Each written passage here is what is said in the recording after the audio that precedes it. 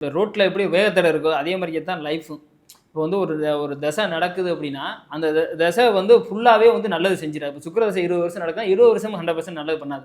அது மாதிரிக்கே ஒரு 3 வருஷம் உங்களுக்கு பர்டிகுலராக பார்ட்னரோட சேர்ந்து செய்யலாம். இல்லை நமக்கு ஒரு மியூச்சுவல் அண்டர்ஸ்டாண்டிங்கில் ஒருத்தர் நல்லா பிஸ்னஸ் நம்மளோட ஒரு பெரிய பொறுப்பில் இருக்காரு, நம்ம ஆஃபீஸை நல்லா அடுத்த கட்டத்துக்கு நகர்த்துறாரு அப்படிங்கிற பட்சத்தில் ஓகே. சப்போஸ் அடுத்து வர்ற தசை நமக்கு பாதகத்தை செய்ய போகுது, இல்லை மாரகத்தை செய்ய போகுது அப்படிங்கிற ஒரு கட்டத்தில் அந்த தசை வருது, அப்படி புத்தி வருதுன்னு வைங்களேன்.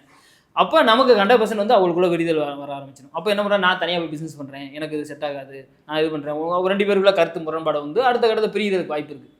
அப்போ கண்டினியூவாக நமக்கு அந்த கண்டினியூவாக பர்டிகுலர் டயத்துலையும் நமக்கு கரெக்டாக நடக்கும் அப்படின்னா அந்த 2 பேரோட ஜாதகத்தையும் வச்சு 2 பேருக்கும் ஒத்து போகணுமா.